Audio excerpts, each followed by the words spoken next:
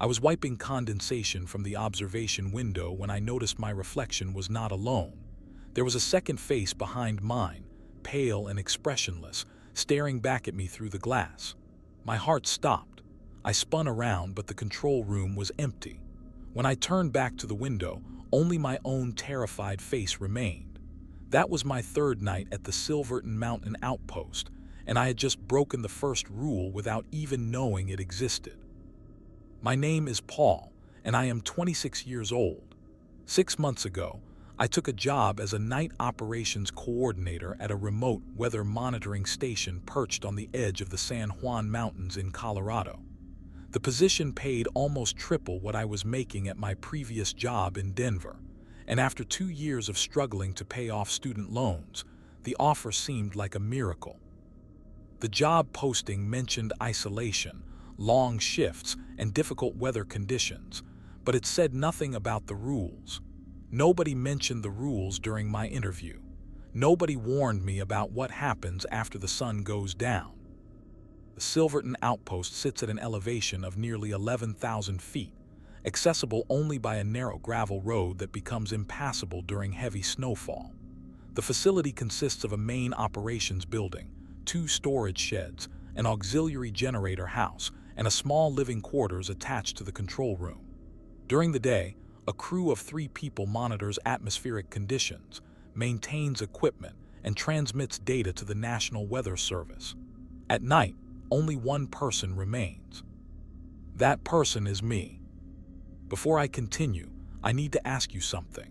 If you have ever worked somewhere that felt wrong, somewhere that had unspoken rules everyone followed but nobody explained, leave a comment below. I want to know I am not the only one who has experienced this. And if you are enjoying this story so far, please consider hitting that like button and subscribing to the channel. Sharing this video might help someone else who finds themselves in a situation like mine. Trust me, you will want to know what I learned. My first week at the outpost was ordinary enough. The day crew consisted of 2 veteran technicians named Howard and Eileen, both in their 50s, who had worked at the facility for over a decade. They were friendly but distant, treating me with the polite professionalism you might show a temporary guest. They taught me how to read the instruments, how to log weather data, and how to perform basic maintenance on the equipment. Everything seemed straightforward. It was not until my 4th night shift that Howard pulled me aside. We were standing in the control room as the sun dipped below the mountain peaks, painting the snow-covered landscape in shades of orange and purple. The day crew was preparing to leave, gathering their coats and thermoses. Howard approached me with a folded piece of yellow paper in his hand. His expression was serious, almost grave. "Paul," he said quietly, "there are some things about the night shift you need to know." I smiled, assuming he was going to give me additional technical instructions. "Sure, what is it?" He did not smile back. Instead, he unfolded the paper and handed it to me. "These are the rules. We do not talk about them during the day, and we do not write them down in any official capacity, but everyone who works nights here follows them. No exceptions." I took the paper and looked down at the handwritten list. There were 7 items, each written in neat block letters. Rule 1. Never look directly at the observation window after 2 a.m. Only use peripheral vision. Rule 2. Do not acknowledge anyone standing at the edge of the tree line after sunset, even if they wave or call your name. Rule 3. If you hear footsteps on the roof, count them. If they stop on an odd number, remain silent and still until sunrise. Rule 4. The auxiliary generator must never be turned on between 3 a.m. and 4 a.m., no matter what happens to the main power. Rule 5. If you find a handwritten note that you did not write yourself, burn it without reading past the first line. Rule 6. Never, under any circumstances, answer the rotary phone in the basement. It has not been connected for 15 years. Rule 7. If all the clocks in the outpost stop at the same time, do not attempt to reset them. Wait for them to restart on their own. I read through the list twice, then looked up at Howard. Is this some kind of hazing ritual for new employees? His expression did not change. I wish it was. Eileen walked over, adjusting her scarf. Just follow the rules, Paul. Do not question them. Do not test them. Howard and I have both worked nights here before, and we can tell you from experience that these rules exist for a reason. What reason? I asked, my smile fading. What happens if you break them? Howard and Eileen exchanged a glance. Finally, Howard spoke. Different things, none of them good. The last person who ignored the rules quit after tea. Woe weeks, we have not seen him since. Did something happen to him? He would not talk about it, Eileen said. He just left his keys on the desk one morning and walked down the mountain, never even came back for his final paycheck. I looked down at the paper again. The rules seemed absurd, like something out of a creepypasta or an urban legend. But the seriousness in Howard and Eileen's faces told me they were not joking. Why do not you just quit? I asked. If this place is so dangerous at night, why keep working here? Howard sighed. Because the job needs to be done. The weather data we collect saves lives. Storm warnings, avalanche predictions, climate research, it all depends on stations like this one. And besides, as long as you follow the rules, you will be fine. Probably. That last word hung in the air like a lead weight. Probably, I repeated. Eileen put a hand on my shoulder. Just follow the rules, Paul. We will see you in the morning. And with that, they left. I watched through the window as their truck disappeared down the mountain road, taillights swallowed by the gathering darkness. For the first time since arriving at the outpost, I felt truly alone.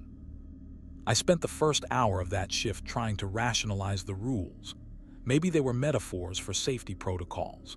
Maybe the observation window had a structural issue that made it dangerous to stare at directly. Maybe the tree line was home to aggressive wildlife that became bold after dark. Maybe the roof was unstable and prone to settling sounds that could be misinterpreted as footsteps. But even as I constructed these logical explanations, I knew they did not quite fit. Why would anyone need to burn handwritten notes? Why would an unplugged phone be dangerous? And what possible reason could there be for not turning on a generator during a specific hour? At 9 p.m., I performed my first equipment check, recording temperature, humidity, wind speed, and barometric pressure. Everything was normal. The night was clear and cold, with stars visible through the observation window. I made myself a cup of coffee and settled into the worn office chair in front of the computer monitors. At 10 p.m., I heard the first sound. It was faint, barely audible over the hum of the equipment, a soft tapping like fingernails on glass. I looked up at the observation window but saw nothing. The tapping continued for about 30 seconds, then stopped. I told myself it was ice falling from the roof or a branch scraping against the building. At 11 p.m., I saw the figure at the tree line. I was walking past the observation window when I caught movement in my peripheral vision. I turned and looked out into the darkness. About 200 yards away, at the edge of the forest, stood a silhouette. It was too dark to make out details, but the shape was distinctly human. As I watched, the figure raised one arm in a slow, deliberate wave. My first instinct was to wave back. My hand was already lifting when I remembered Rule 2. Do not acknowledge anyone standing at the edge of the tree line after sunset, even if they wave or call your name. I lowered my hand and stepped away from the window. My heart was pounding. Who would be out there at this elevation in the middle of the night in sub-freezing temperatures? There were no other buildings for miles. No hiking trails passed near the outpost. The figure stood motionless for another minute, arms still raised, then slowly lowered it and disappeared into the trees. I did not sleep that night. At 2 a.m., I remembered Rule 1 just in time. I had been working on a data report when I felt an overwhelming urge to look at the observation window. It was a strange compulsion, as if something was pulling my attention toward the glass. I started to turn my head, then stopped. Rule 1 said to never look directly at the window after 2 a.m. Instead, I used my peripheral vision. What I saw made my blood run cold. There were faces in the window, multiple faces, pressed against the glass from the outside, staring into the control room. They were pale and expressionless, with eyes that reflected the light from the computer monitors like an animal's eyes caught in headlights. I could not count how many there were, at least 5 or 6, all crowded together watching me. I kept my eyes fixed on the computer screen, my peripheral vision barely capturing the nightmare at the window. The faces remained for what felt like an eternity but was probably only a few minutes. Then, slowly, they faded away, as if sinking back into the darkness.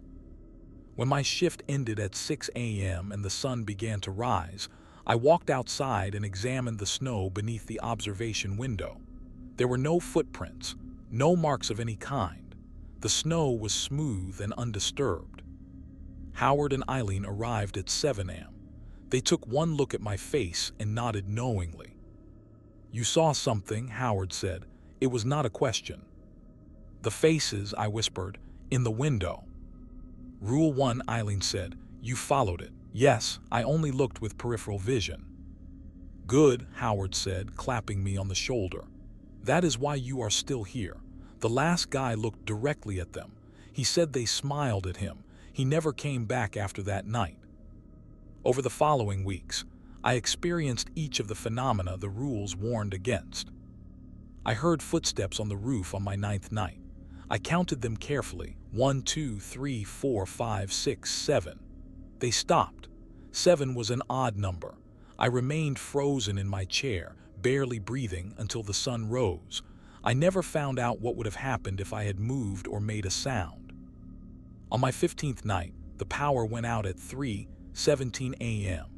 The control room was plunged into darkness, and my first instinct was to run to the auxiliary generator house. Then I remembered Rule 4.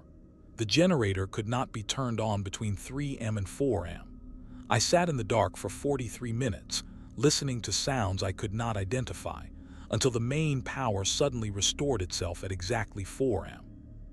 On my 23rd night, I found a note on the desk.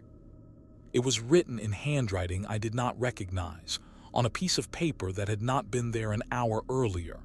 The note said, "Paul, I need your help. I am trapped in." I stopped reading immediately, grabbed the note, and carried it to the small wood stove we used for heat.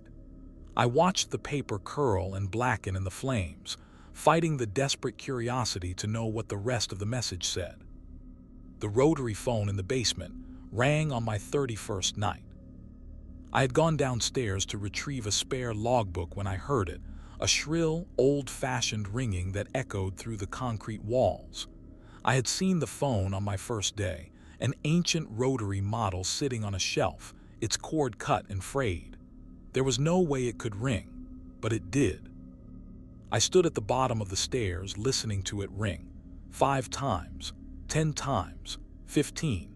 Each ring seemed to grow louder, more insistent. I imagined picking it up, imagined what voice might be on the other end. But I remembered Rule 6 and ran back upstairs, shutting the basement door behind me. The ringing continued for another hour before finally stopping. The clock stopped on my 45th night. It happened at 1:47 a.m. Every clock in the outpost, the digital displays on the equipment, the analog clock on the wall, my wristwatch, all stopped simultaneously. The sudden silence was deafening. I had grown so accustomed to the ticking and humming that their absence felt like a physical presence. I remembered Rule 7 and did nothing. I sat at my desk, watching the frozen displays, waiting.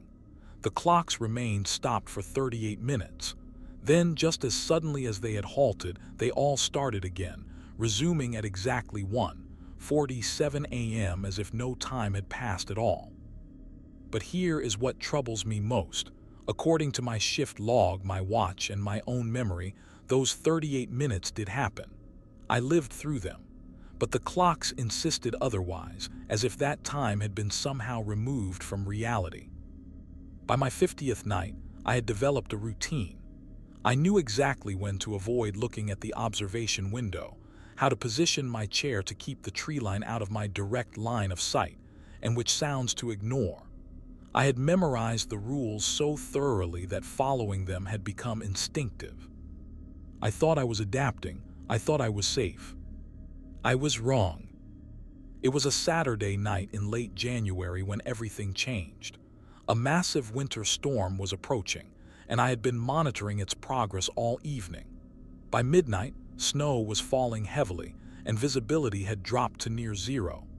The wind howled against the building, and the temperature outside was 15 below zero. At 1:30 a.m., I received an emergency notification. A group of backcountry skiers had become lost in the mountains about 12 miles from the outpost.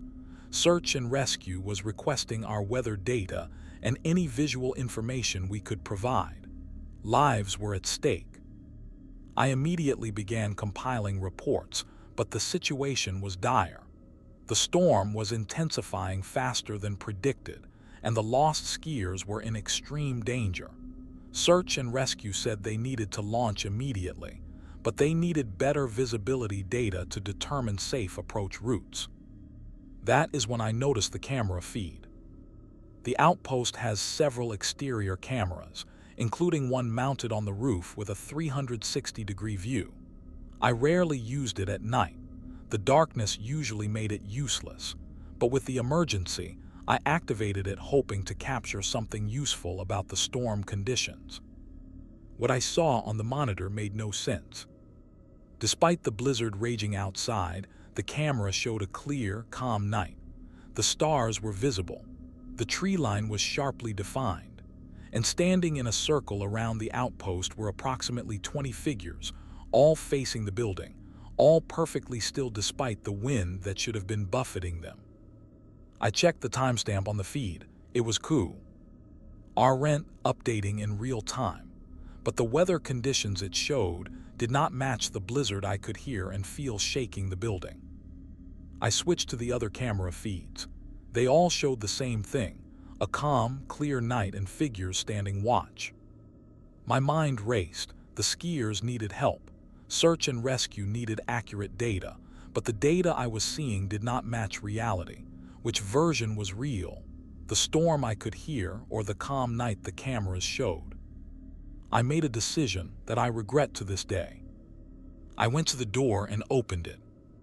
The blast of cold wind and snow that hit me confirmed that the storm was real. The cameras were lying, but why and how?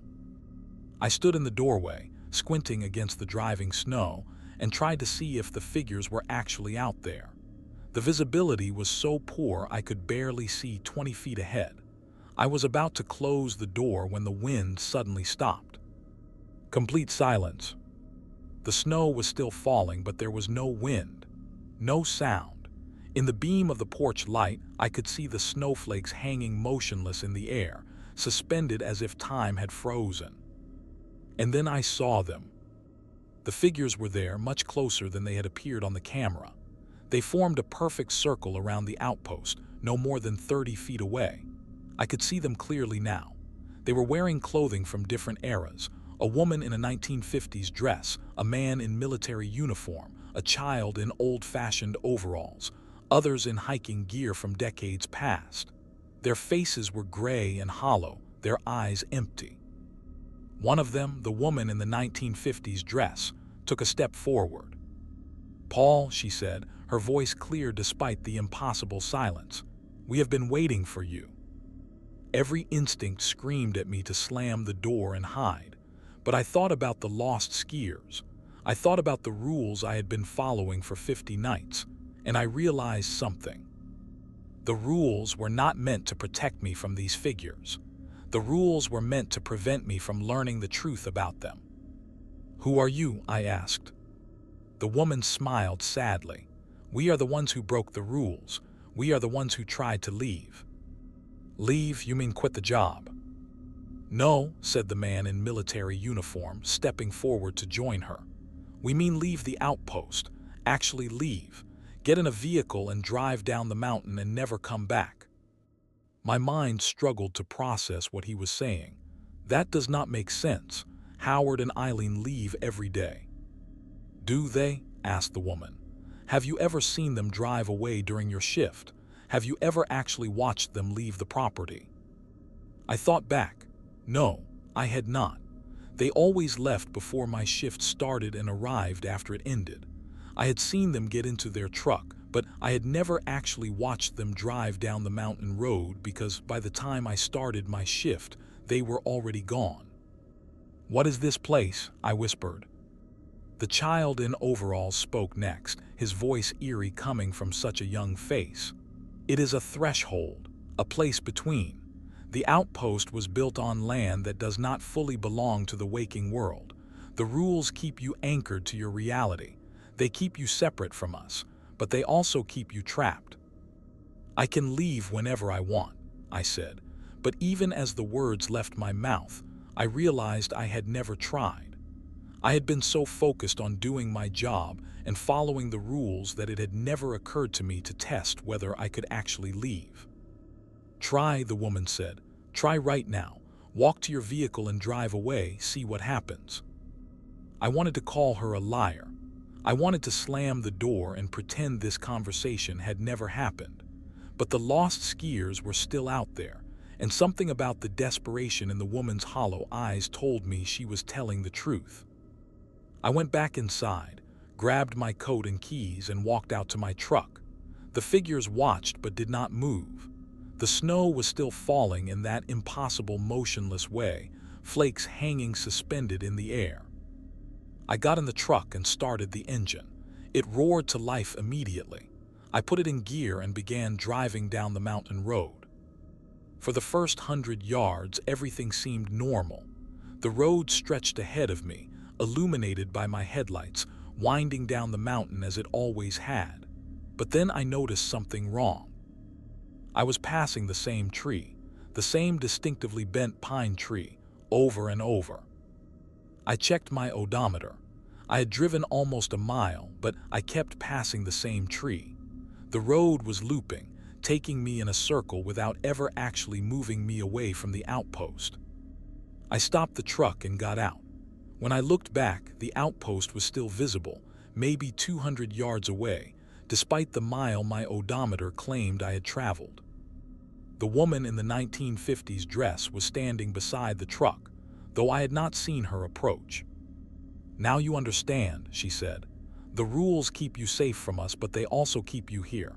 They are a contract you never knew you were signing.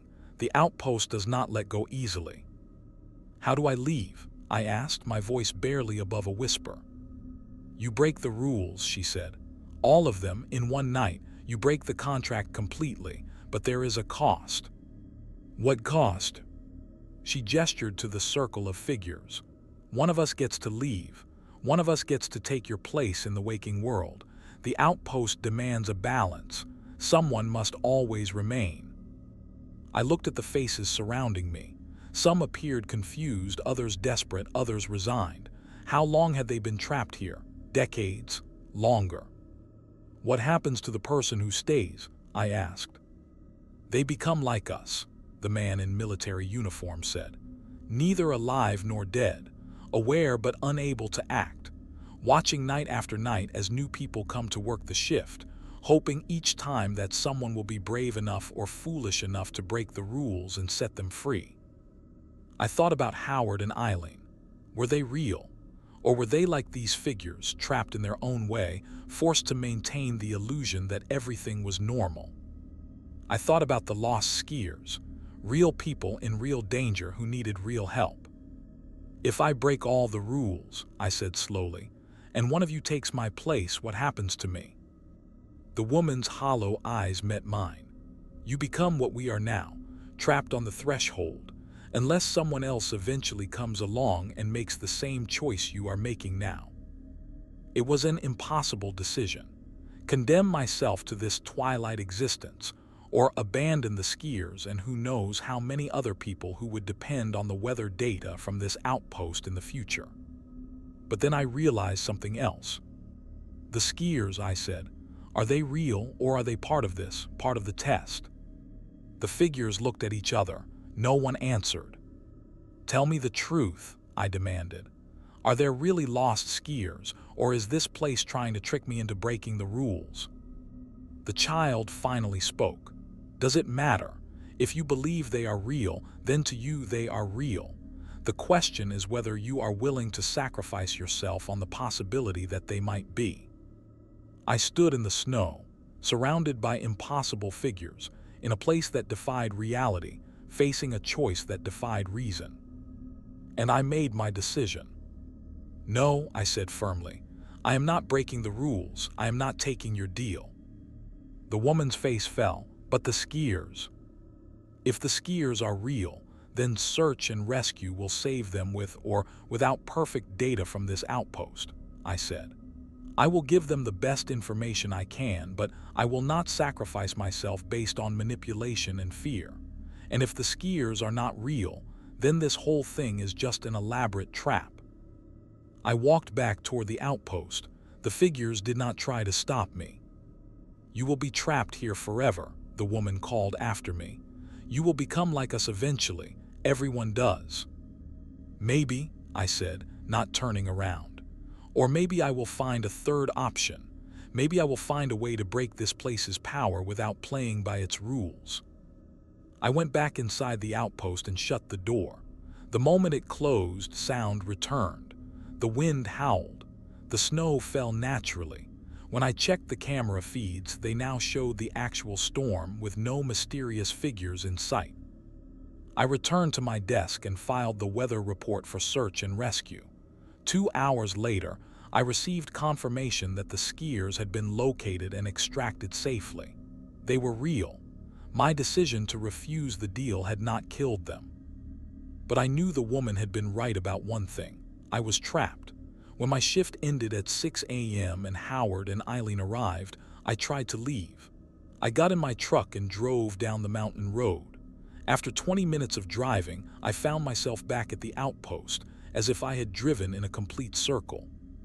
Howard and Eileen watched from the window but said nothing. I went back inside.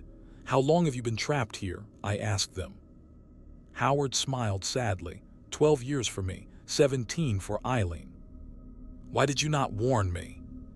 Would you have believed us? Eileen asked. Would you have taken the job if we had told you the truth?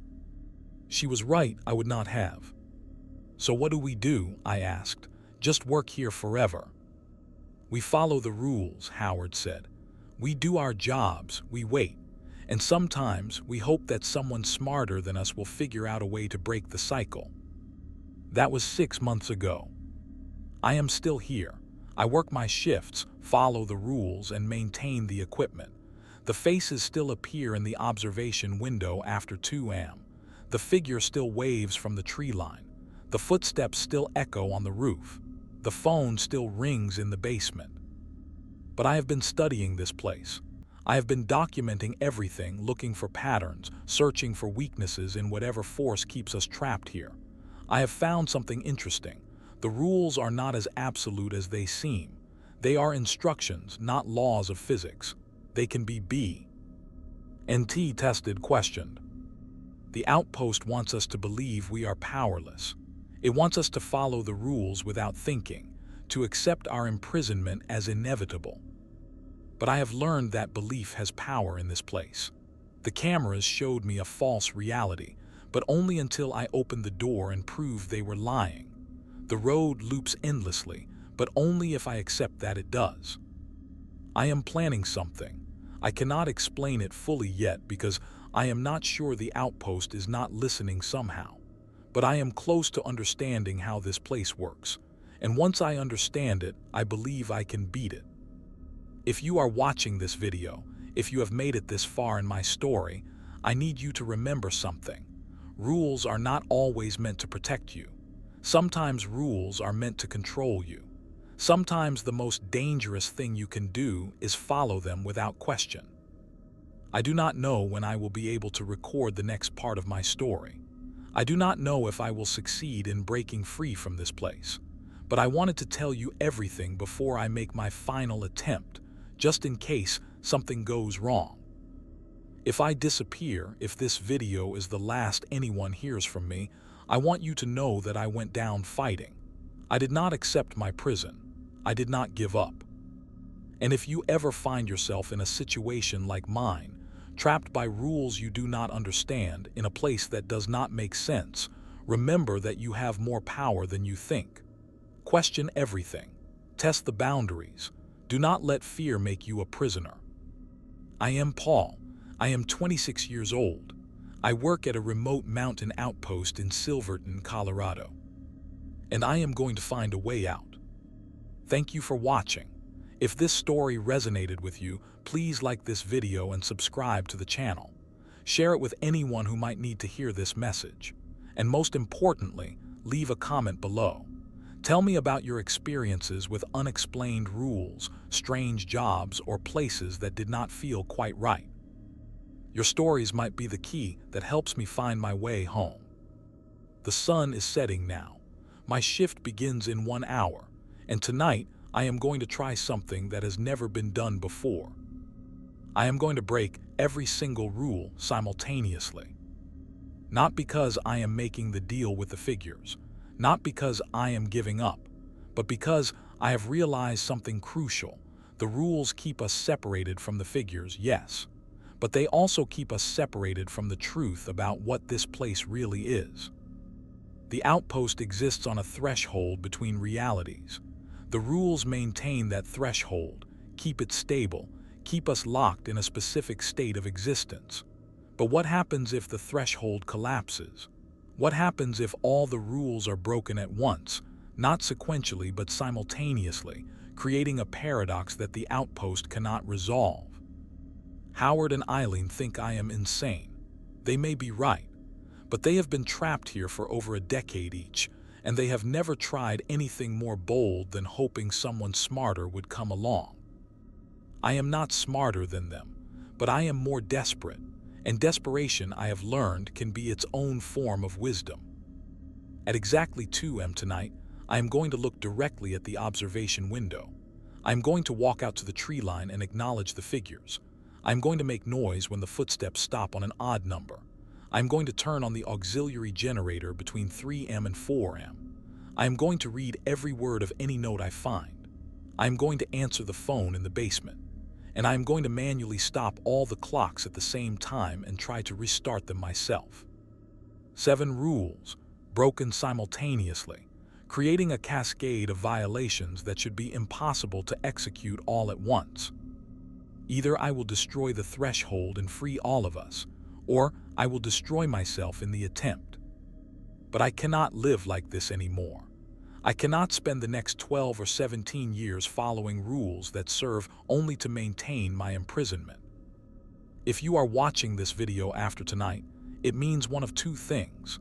Either I succeeded and uploaded this before I left, or I failed, and this video is being found in my abandoned computer files. Either way, I want you to know that I tried.